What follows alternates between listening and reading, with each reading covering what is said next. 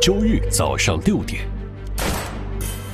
溜冰场内突然砰的一声巨响，有个人，鸟人，鸟头面具人，鸟嘴面具人被发现死在了仓库。鸟人走了。经过问询，发现6人竟都是彼此消失的亲人。大表哥，大哥，爸，哎呀，终于见到了，好儿子。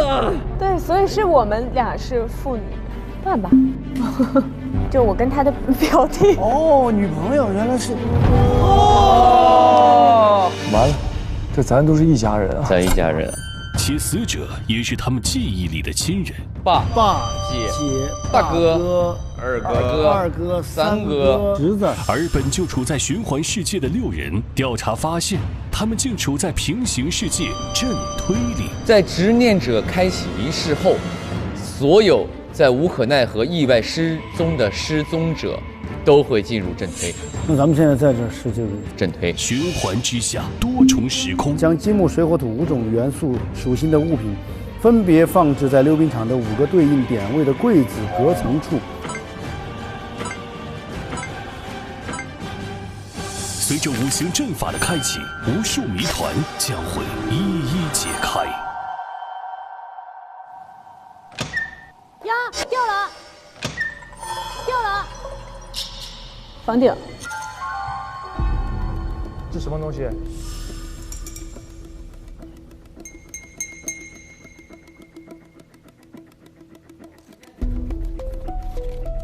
请先前往金柜，拿取金柜中的物品后，会出现下一个柜子的提示，并以此类推。前往金柜。金柜。又来了，又来了，各位老师们呐！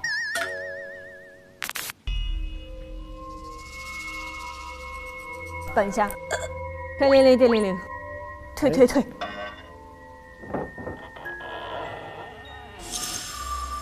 有人出来了，谁出来了？我不知道哪里有出来了？哎，谁撞我？哎，谁撞我？有人撞我！哎，那你不要吓我！谁？人在我这儿。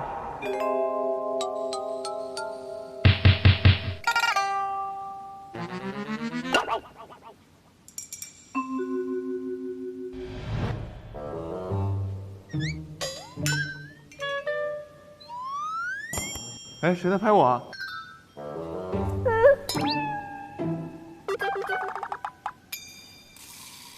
哎，谁在拍我？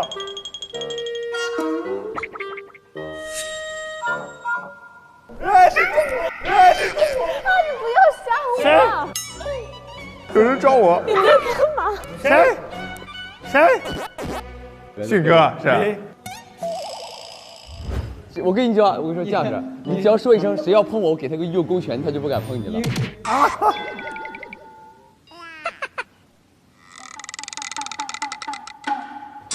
金柜门开了没啊？金柜。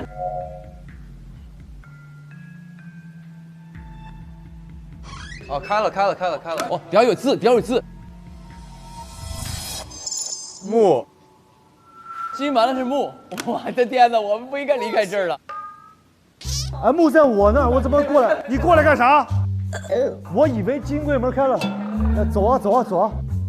其实每个人守在自己那儿就最好。对，应该你来开。对。所以刚才就说为什么要把这个地方还原，就是为了让我们不要被绊倒。我跟你说。哦。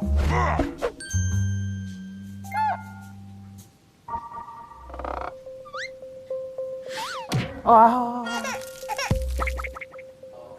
哎，门开了，里边是啥？土，这边，土这边。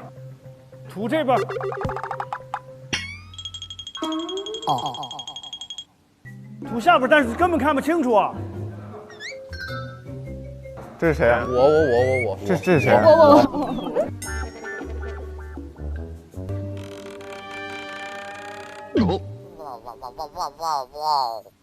干嘛？我看不见。你捏我干嘛，张立赫？我没捏你别动。你谁啊？我，你别捏我了。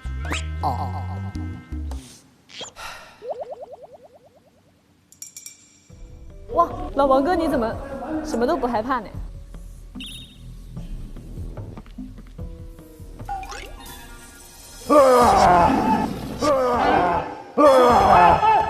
别吓我啊！谁啊？这个倒霉蛋儿，我跟你说，白宇能发出这个声音的一定是白。好，我找到了，开了。什么？水，水在我那儿，我刚刚那个角落里。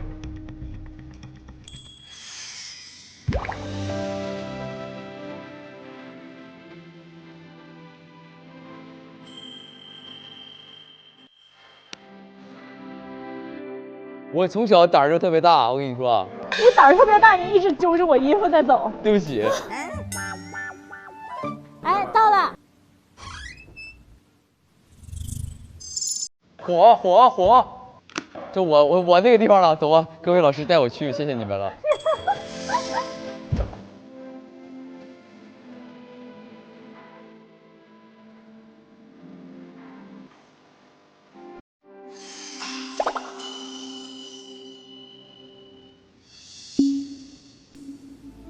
火在这边，哎呀，太远了。找着了吗？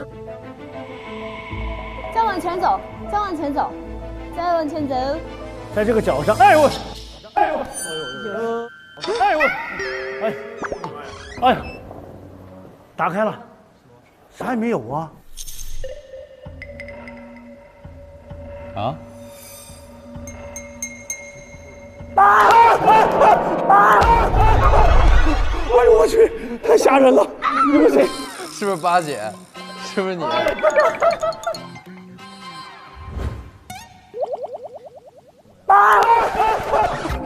呦我去，太吓人了！别吓我，真把我吓坏了。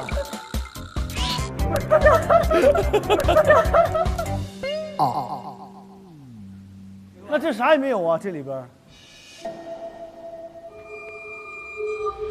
拿取金柜中的物品后，会出现下一个柜子的提示，以此类推。金柜。哦，底下有字，底下有字。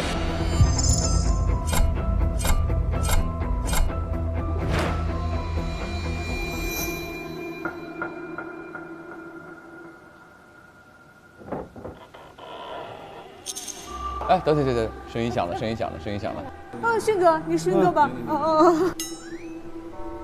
拧，保护我爸爸。来，爸爸。好的，放心吧。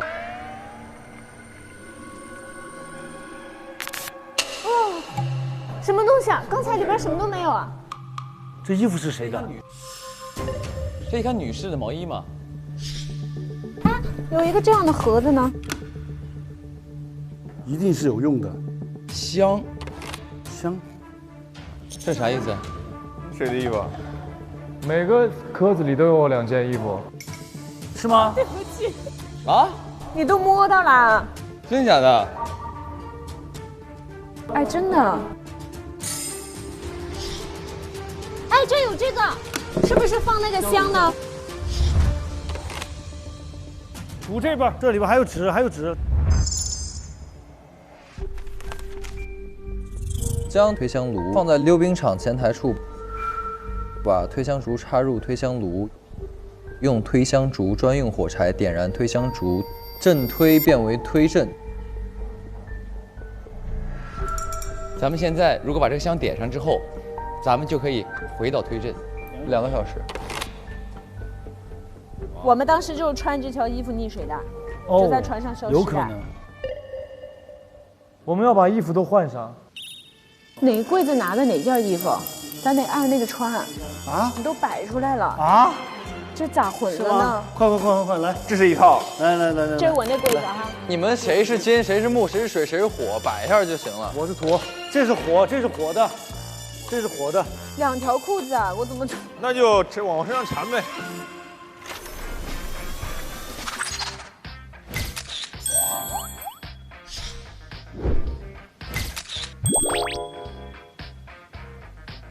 把所有衣架，哇，衣架都给我。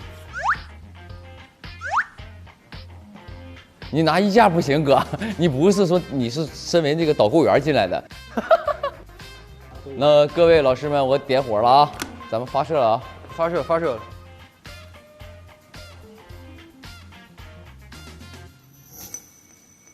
你点吧，来了，点吧。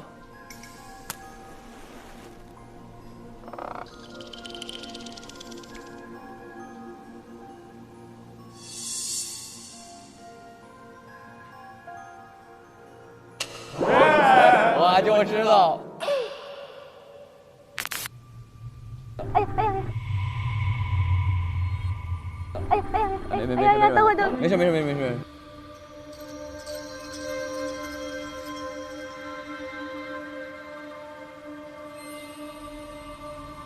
哦，现在是变换空间了，咱们可以去仓库。快快快快快快快！小心！有绳子。哎，没开啊！正在切换嘛，应该现在是。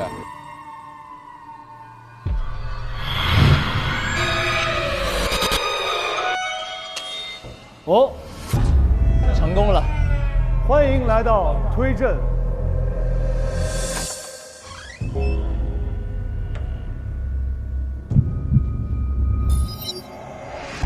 哦。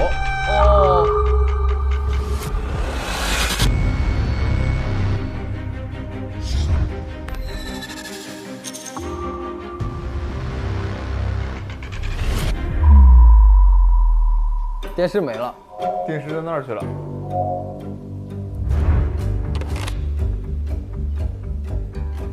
哦，这个枪在这儿啊，看见没？就这个布置好了的，这里边还有纸，还有纸。钢珠装置。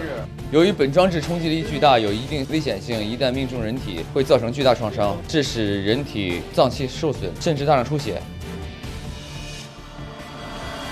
他这一枪直接从这个地方就打穿过来了，对吧？正常情况下会不会有子弹？钢珠啊！钢珠杀的。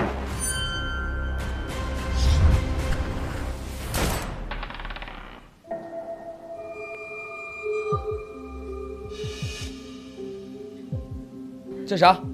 这去线是吧？哎，这一眼就能看到他这个手法了。这不石头在这儿吗？什么手法？石头手法，这不很明显，他俩开始是一节的吗？对。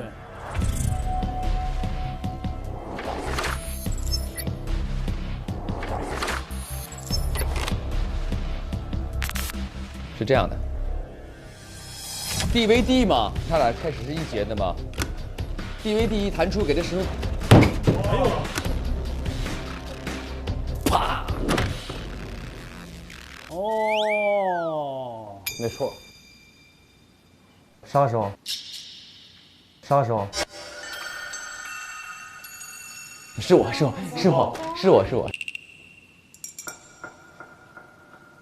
他被这个打死的。你看他没电视在这儿，对不对？我要是死者，我走进来，我干嘛看见枪我还往这儿坐呀？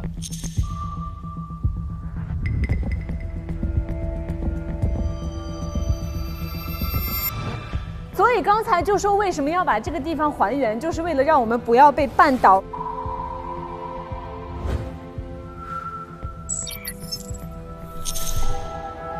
凶手先在推阵把这一切都布置好，然后他回到正推，在正推把正推的房间也布置好。对。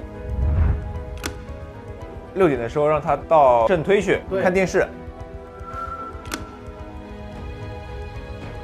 然后在他看到最后 DVD 快要弹出来的那一刹那，1点马上啪传到推阵，啪一枪就打死了。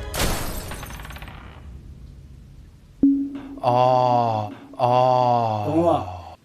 你们心里有数了吗？2位推他。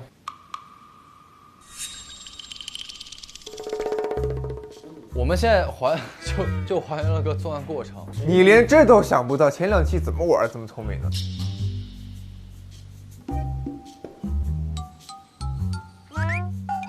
看他干嘛？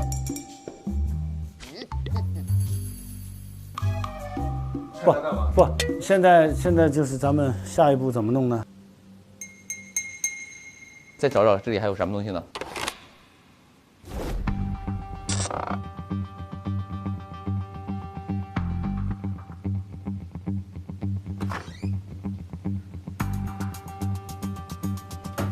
哎，等一下，这什么？推忙活外贸公司不许改造图，推忙活行政已奉呈。这是改造了的，肯定还有空间。公司大门进去，公司前台，然后这儿有一个废弃办公室。哦，那是有一个门。咱们是可以去那儿。没错，走呗，走吧，捡了。又要变灯了啊！来，哥几个，啊，变灯了啊！哎，我手抖。哦，又开始切换了。变了。火鸡，煮火焰，无可奈何，永循环。 OK 了。门开了。那我们现在出去我们这个事情发生的外贸公司吗？对，回到正推了。公司前台这儿。啊，这个镜子，露8颗牙齿。你笑一下。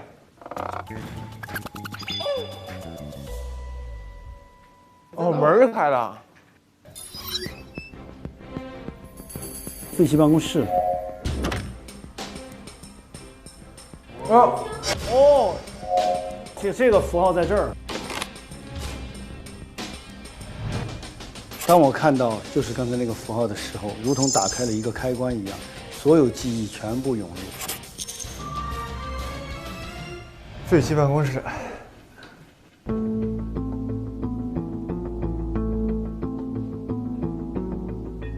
这是通告，这通告。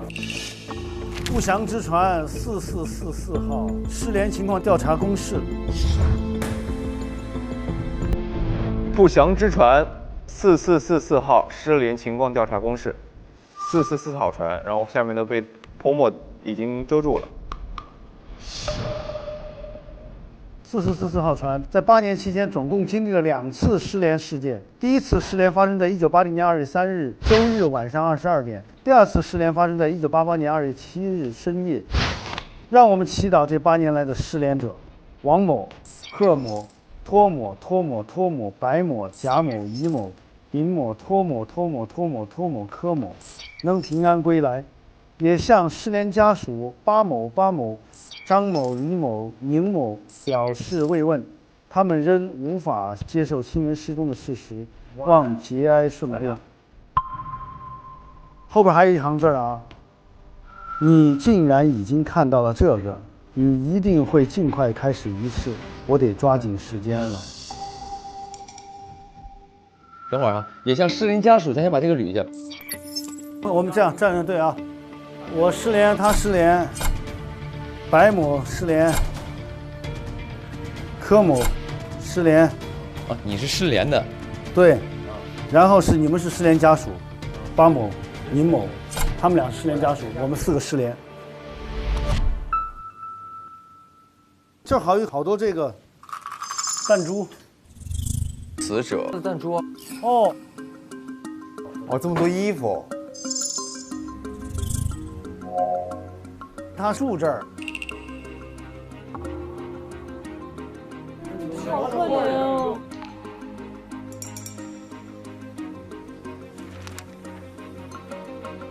啊，有哎！哦，还有东西。这是什么东西？来，哎呦，这是咱们的好像家谱。家谱，对。白头发和宁贵庚，白头发宁贵庚嘛，生了白买。对。哦，这边咱俩也有亲戚。呵达和宁船长俩人生了贺克福。 宁贵姓生了柯里度和宁船长，咱俩是兄俩吗？王卷王是王传说粉凤凰的孩子，我是粉凤凰的孩子。他和886结婚之后生了八姐，生了八姐。啊，你是他姑娘吗？对对。八弟。咱们就全连起来了，那就没错了。因为我们是一家人，都是一家人，一家人。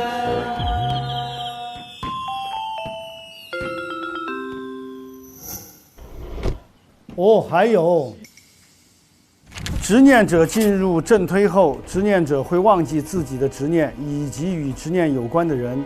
只有看到正推的标志物，才能想起执念，但无法想起重要之人样貌和名字。失踪者进入正推后，失踪者的记忆会受到磁场影响，会忘记重要之人的样貌、名字，有的甚至会模糊时间。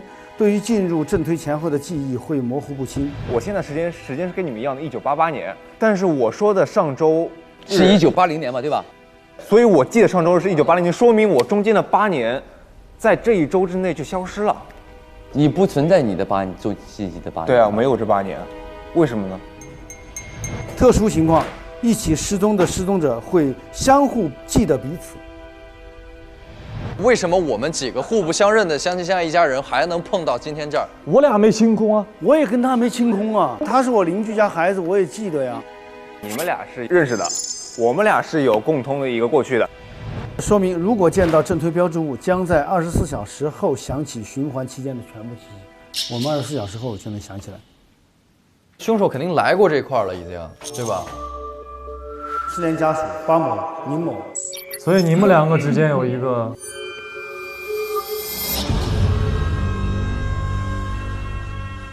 杀弟弟。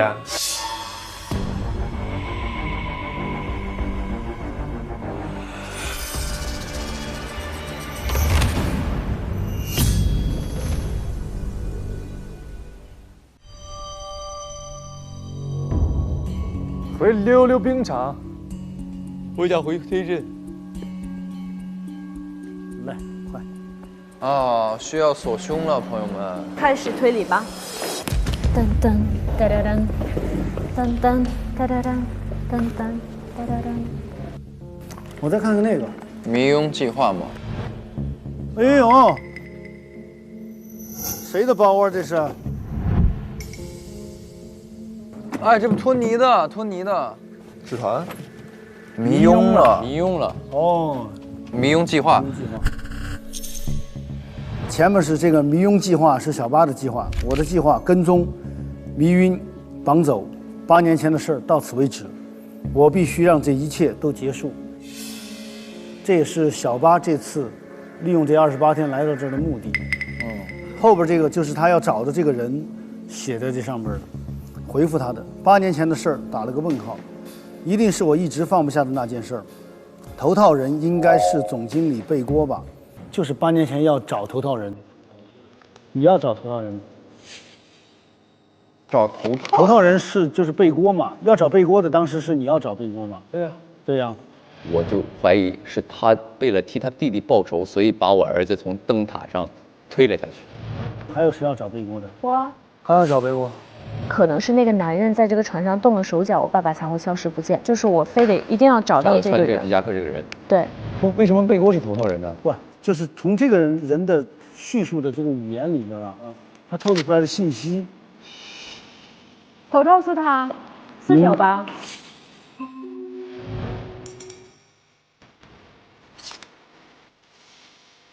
啊，有哎。哦，还有东西。这个。看的什么？这弟弟写的是吧？他说先用头套挡住脸，这样就不会被发现了。不，头套都在用，我也用过。我们当年不是我哈，是我爸，是我爸也用过。王传说杀乐爷的时候也用过那个，就这个东西是咱们这儿一脉相承的，是的，干坏事都要用啊，祖传的，干坏事都要用。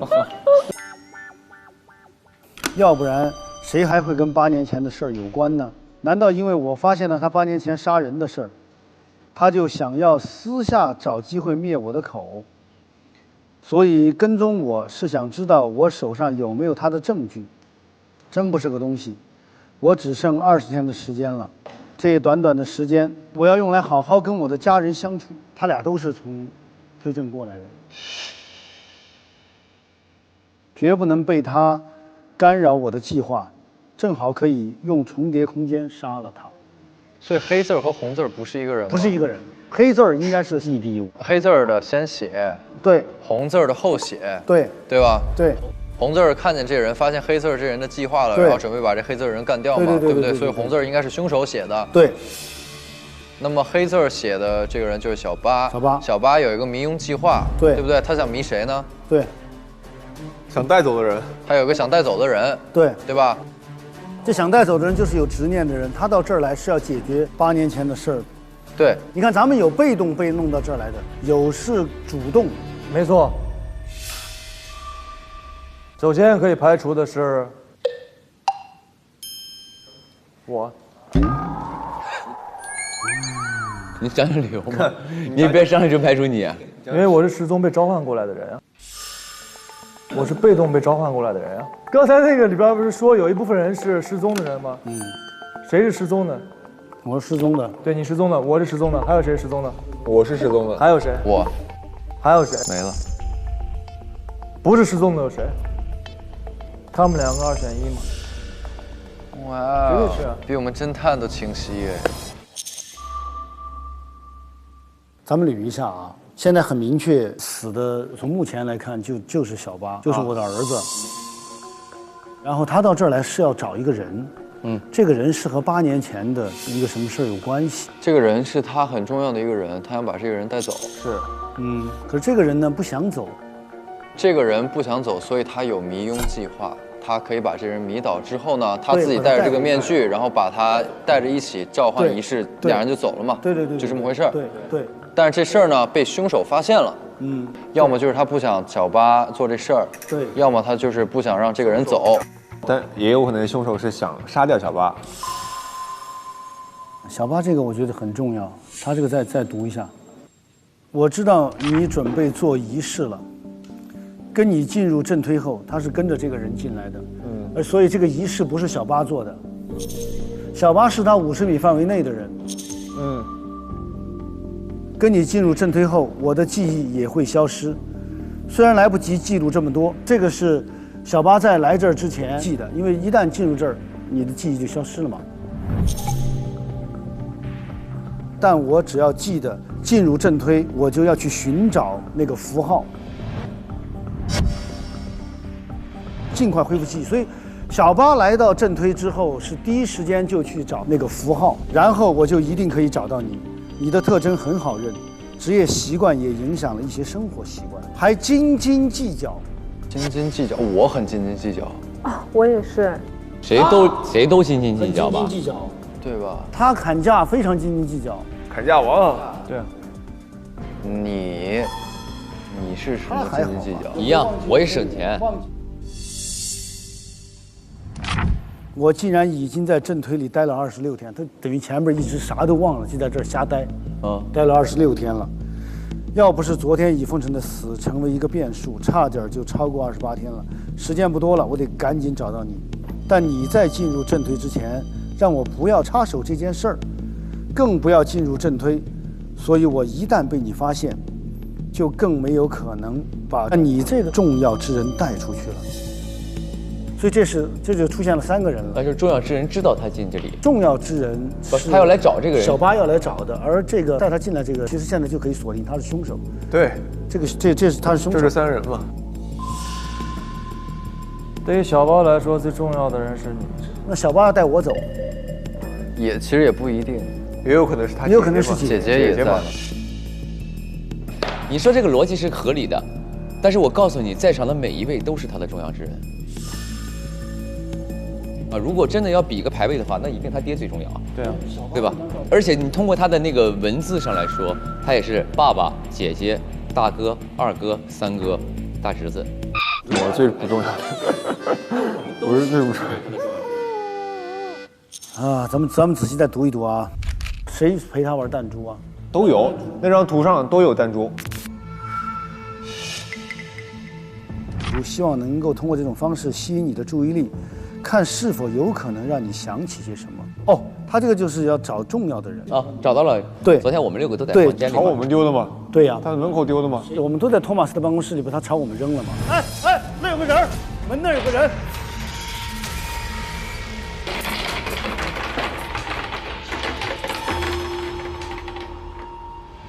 我没想到你也来到了这里，看到了标志，你一定想起执念了。这样一来，你会更留恋正推，更不愿意回到推正了。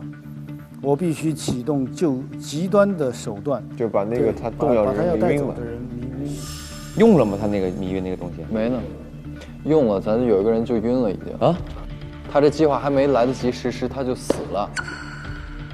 你约了我6点去溜冰场仓库，还说会如我所愿从正推消失，一定是想通了，愿意回去，太好了。我们约定好的，往前走，别回头。一模一样的一个标志。啊。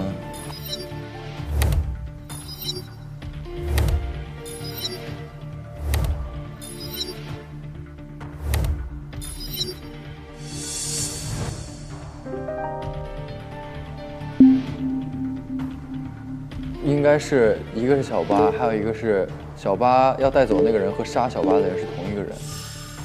其实就要带他来这哥们儿的凶手嘛。带他来这哥们儿就是凶手。对。带他来的显然，咱们说我不是被带来的，我是被带进来的。招来的。对，我是被招进来的。那我也是被招来的。因为失联家属只有你和巴。对啊。对吧？对，不，我们不是和小巴在同一个时空。和小巴在同一个时空只有他俩，那么现在说白了，凶手就在你俩之间。我半个小时前就说了这个话了，你们给我一顿卷。别着急，你脑子快，我们脑子慢。他其实就凭这一点就排除了他们2个人的那个嫌疑嘛。对。他们到了这个啊，通了。通了？通了？啥通了？因为到了这个空间，你就会遗忘。对呀。他做了那个法事之后，来到这个空间，所以他忘掉了他应该认识的那个人，直到他看了那个之后才会想起来。宁巴就泰坦尼克在一个世界嘛？对。重点是咱们2个世界的人都相互认识，他们俩为什么不认识？重点在这儿啊。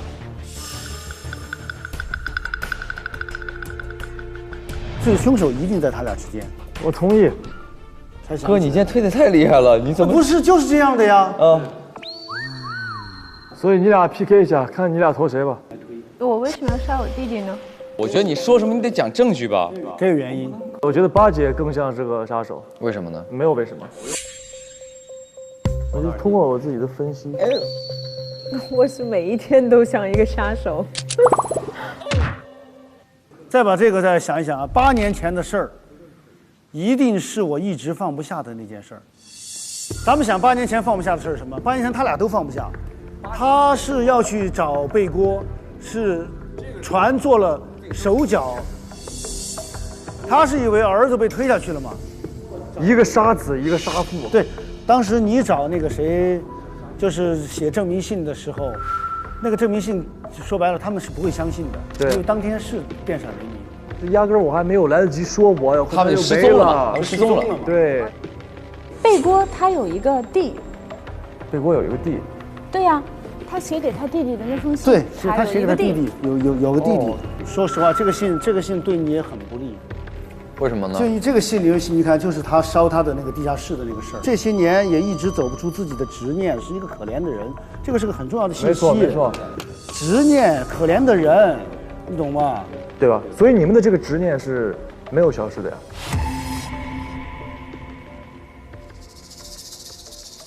所以他杀他不一定是在认识的情况下杀的。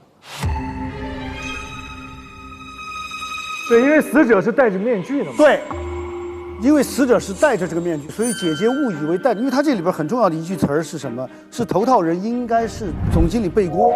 所以他一直以为他约的这个人，他不知道那是小巴，是他弟弟，所以他把他约来之后，杀完了之后，可能到现在他才知道那是他弟弟。有道理。哇，有道理，有道理，强，非常有道理。你一直觉得有人跟踪你，完了有人要迷晕你，所以有人要跟踪我，要怀迷晕疑这个人。我是1923年的贺少帅，不是，在这个年代没有人要迷晕我。咱们就从这个，因为我觉得这个是最关键的。对，难道因为我发现八年前他杀人的事儿，他就想要私下找机会灭我的口？所以因为他有这个，所以他就有杀人动机。你要灭我，我必须弄你。对，所以跟踪我是想知道我手上有没有他的证据，这全是他的那个逻辑。真不是个东西，是从这个口气也像是女孩的口气，一般男孩不会说真不是个东西。哎，我是这个真的分析啊，是一个，虽然是我女儿，但是我就是分析。对，分析的非常好。不可能。我只剩20天的时间了，这短短的时间我要用来好好跟我家人相处。他俩谁想跟家人相处？他的面儿更大，因为在这儿有我们仨呢，他儿也在，他俩弟也在。是咱家齐了，但是48天后，如果我是凶手，我就灰飞烟灭了。对啊，你愿意跟我们死一起死吗？因为我们都是你们不死，你们为什么会死呢？我知道嘛，因为你回到现实，你也就跟我们再接触不到了。你希望用最后的时间来，就是因为能跟我们一起生活最后48天嘛。哎呀，反正从面上来说，我觉得你的面儿大。咱讲证据嘛，我觉得是讲证据。对，讲证据，讲证据。就是现在其实完全是通过证据，因为这是我女儿，我是怎么都不会想着她会去杀她弟弟的。但他是杀他弟弟就是误杀。对，因为他弟弟戴着面具呢，所以他就以为是那个谁，对，背锅，以为是背锅，他俩都有这个可能，因为俩都恨背锅。我儿子找到了呀。你儿子是在这儿找到的呀？对呀。你在现实世界是找不着的呀。他是我儿子，是不是？对。如果我儿子找到了，我还会认为那个人是凶手吗？对，他也是相同的，他找到他爸了。你这个事儿还可以是往哪儿想的？你的儿子是好的，但是我们还有那么多人失踪，是不是背锅杀的？他也是找到我，因为你恢复所有的记忆嘛，你都知道了。你怎么能证明我恢复了记忆呢？就是因为你看了嘛，你看了。你什么时候我看了呢？问题是杀手一定看了。是的，对吧？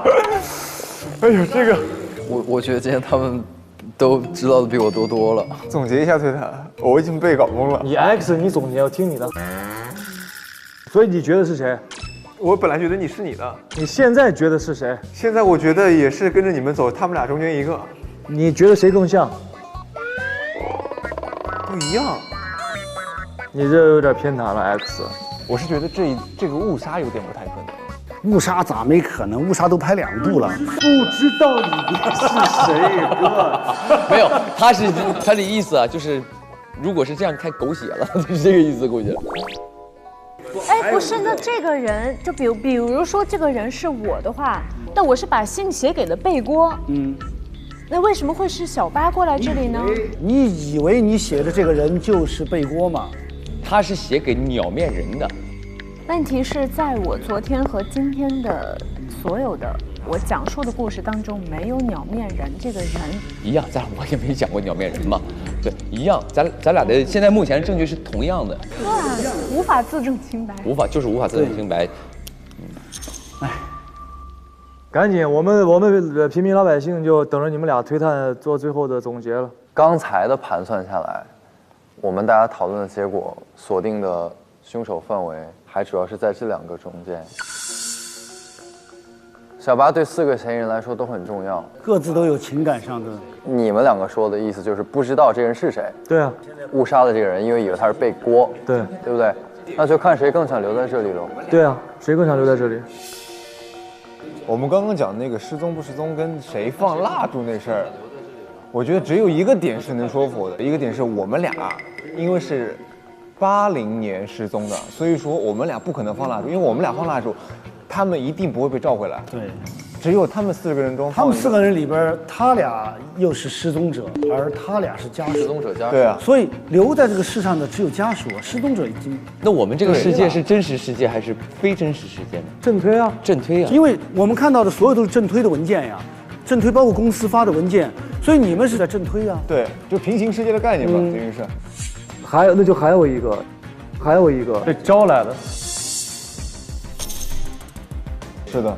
因为有一个逻辑是，这个凶手来正推不是为了杀一个，他来正推，他杀人是被迫之举，他来正推是来找家人和家人相聚的，和家人相聚找到了呀。但是他在推证的这个过程当中，突然发现有人跟踪他，有人要弄他，然后呢背锅，他还要弄清楚当年他的这个亲人是怎么就消失的，所以他要回到这儿，而贝果是在这儿的，所以我把他约到这个地方来，他整个逻辑是这样的，我觉得凶手整个逻辑是这样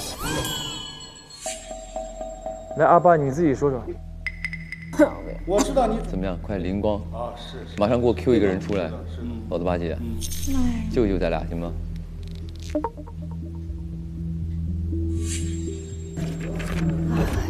离谱！你看啊，职业习惯影响了一些你的生活习惯，还斤斤计较，这个是也挺关键一个。那八姐斤斤计较啊？他斤斤计较，他会计啊。对啊。好，怪我了是吧？好。首先，你们两个都对背锅有仇。对，你们来到这儿之后，发现这个背锅在这儿，我是不是现在把这个哥们儿给解决了，也许就会扭转那边的时空？那你又说这个人不想回去，你又说我想在这儿跟你们团聚，然后你又说我弄完之后我要扭转回去。反正不管怎么样，这个人是你的仇人，你们俩就觉得是要干掉他。打个比方，我就说如果我是认为我儿子是被背锅搞死了，那我来了之后我见到我儿子了。对呀。你忘了这是你儿，你一到这儿你都忘了，你还找到你儿子，你根本就没找到。只有看到符号之后，只有看到符号你才想起。打个比方，我来的目的就是要找符号，可是你看看小八都是找到第26天才找到符号。有没有可能这个符号我们从昨天就有人看到了嘛？凶手肯定是早就看到了，记忆恢复了。对，但是已经杀了，没办法了。这个已经很清楚了，这个。我理一下啊，总结一下，因为我你最后们该聊的，我觉得你不要笑，你怎么一直在笑？你说你先没事，你要想说，你想说吗？你说嘛。不是，我都不知道说什么。现在今天为什么？你平时每次都有灵光一现的时候。这个你会进入一个自证怪圈。其实按照杀鸟人的动机来盘算凶手的话，就是看初轮大家每一个4个嫌疑人对背锅的杀机就够了，不需要看每个人对小八的杀机了，明白吗？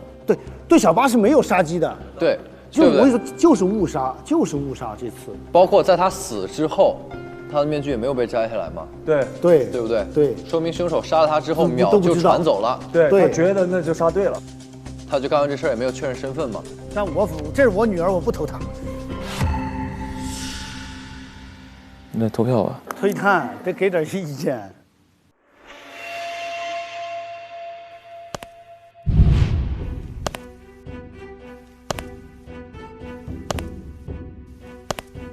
说实话，我现在好纠结啊！我到现在还没有真正确定，到底是我的女儿误杀了我的儿子，还是宁船长杀了我的儿子。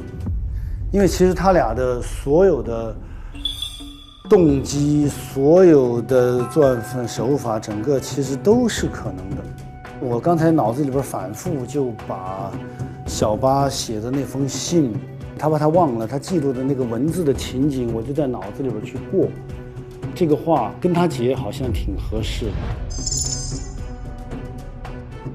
但是在我走了之后，宁船长等于是他的养父啊，其实也挺合适的。还有一个最关键点就是，作为一个船长，他也必须是这个有斤斤计较的一面。唉。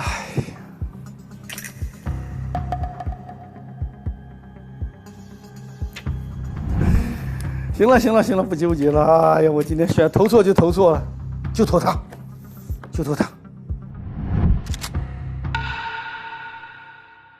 好了，小八，你会沉冤昭雪的啊，拜拜。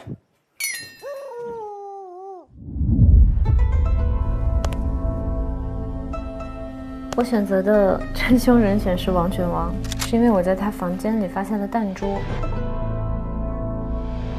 这个老朋友他又说他喜欢玩弹珠，说你喜欢陪着我玩弹珠啊。我觉得这个人选，其实我现在还是有些存疑。哎，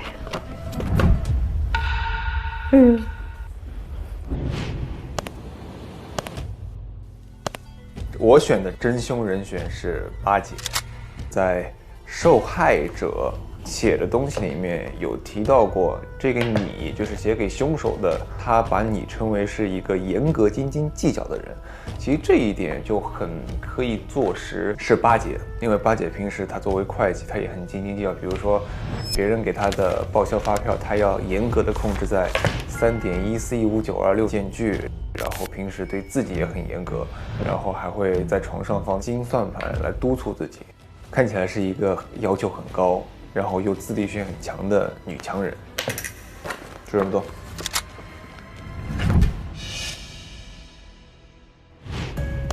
今天投的真凶人选是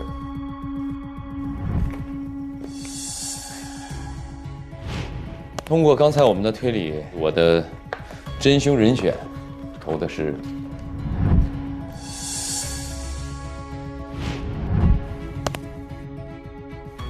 今天的真凶人选是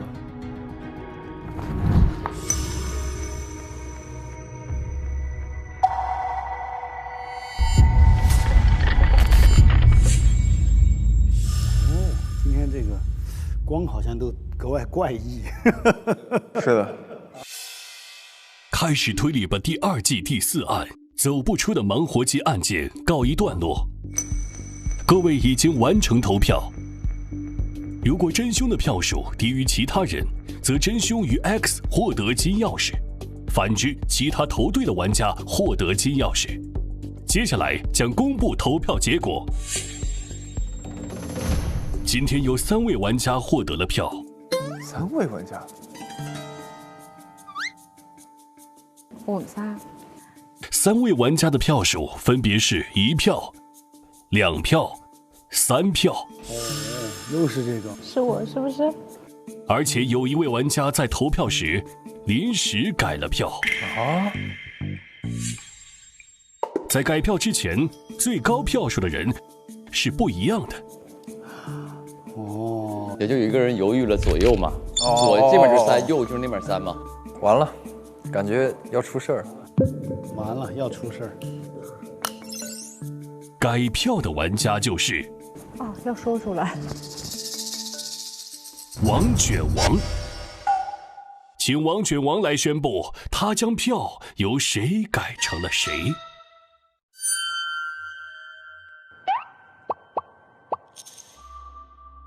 我本来投的是我女儿，然后我到最后那一刻吧，我就觉得这个故事是姐姐误杀了弟弟，我实在是心里边有点那个。再加上今天我就是对宁船长的整个观察以及比较，但到最后那一刻呢，我说没事儿，哎呀，哪怕我投错了，但是我真的今天其实有这么一段父女情，我觉得是特别特别好的。之前的我的内容当中。有女儿突然跳出来吓我一下，今天她就突然跳出来吓我一下。我可以试试开一下。哎呦，哎呦，哎呦，吓我一跳！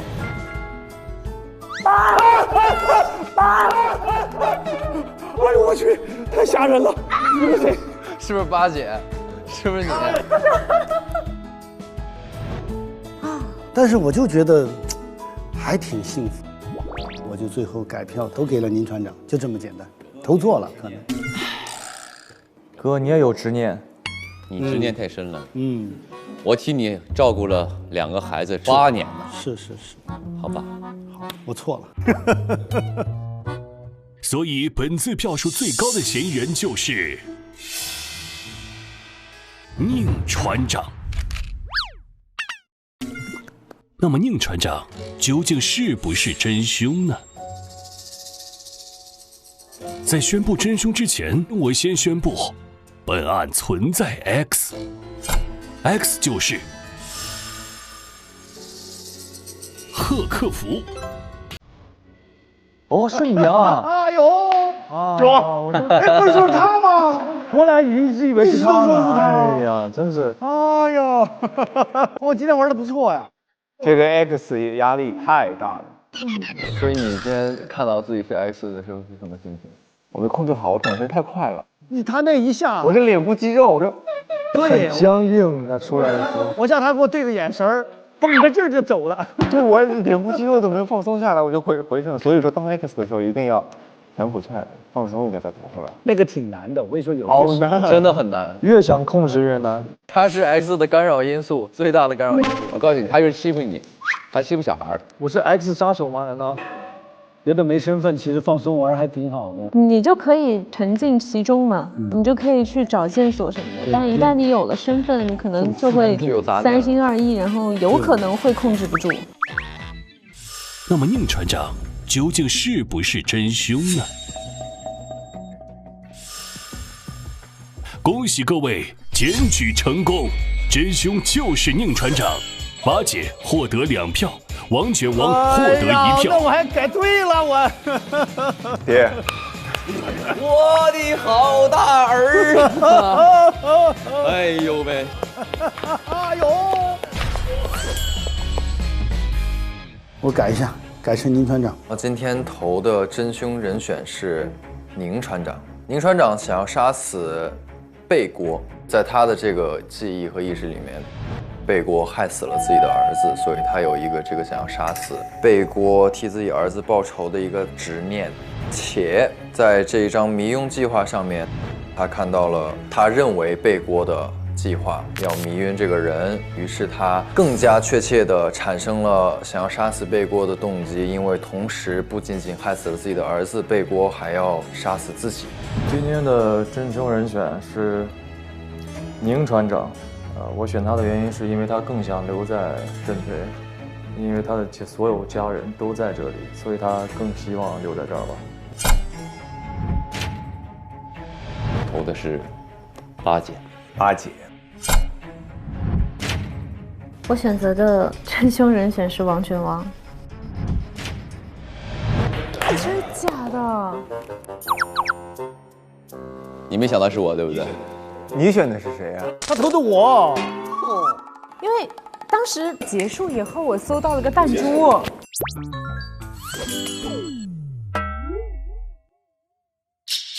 接下来宣布大家错过的关键性证据。关键性证据与巴蒂的弹珠有关。这个啊，弹珠有关。为了确定重要之人是谁，巴蒂其实在4个人的房间都放了弹珠，但只有宁船长发现了弹珠，可宁船长却以为扔弹珠的鸟面人是贝锅，所以他杀掉鸟面人之后，把与鸟面人相关的弹珠藏在了公司隐秘处的盆栽土里。因此，现场只有宁船长的房间没有弹珠。他把它藏起来了，我们都有，所以你收到这个是大家都有的。除了弹珠之外，宁船长还拿走了托尼的包上的5形挂件，将其和弹珠藏在了一起。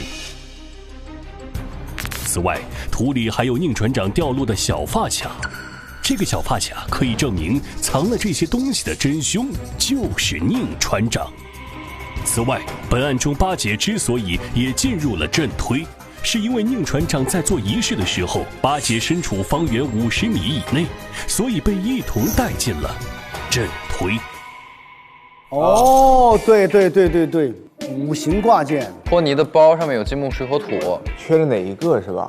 包咱们真是忽略了。其实之前看那个包的时候是看见了那个5形的那个。你不觉得有些证据你忽略的反而是一些重要，但你重要的你全都怎么说？就是你反而觉得那些不重要的它是重要的。对，有时候就是会盯着这个嘛。对，太关注了。今天获得金钥匙的就是王卷王，白买颗粒度，恭喜送上金钥匙。恭喜呀！恭喜！你看我最后那一刻纠结了一下，我改了。当当当当当当当当当当，哎，打不开了。来吧，谢谢宁船长，谢谢你投了我1票，让我就是差点让他跑了。谢谢大表哥。谢谢大哥，恭喜恭喜恭喜！谢谢大哥，恭喜！真不错。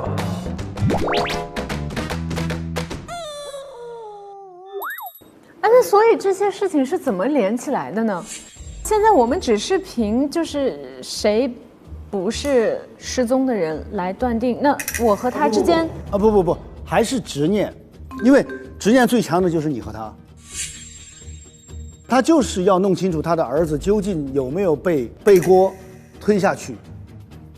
他的执念就是这个东西，而且他是有想跟我待在一起的想法的。对，当他发现儿子之后，他想留在这个空间。啊，所以那封信里面写说那个执念最长的一个，执念最长的是他，你知道吗？其实那封信也是个关键证据。我所求的唯一就是他的家人都在这儿，家人都在，他想和家人在一起，一个都不少。对，那这个故事里面到底有多少个空间啊？就是到底是在循环还是在平行？有平行有循环。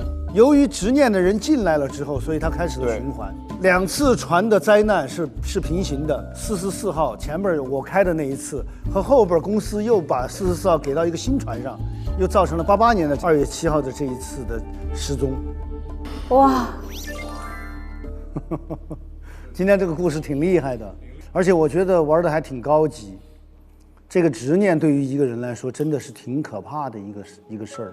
对，所以我真觉得这期节目挺有现实意义的，能对应到我们的生活当中，我们每个人都有，谁也别说谁没有执念，说什么事儿我都能放下，那只是可能你没有遇到真正能够戳到你的那个事儿。你看，我们是这个父女的，他那儿是和爱人之间的，你那儿是父子的，还有兄弟之间的，还有姐弟之间的，我反正挺喜欢这个故事。对吧？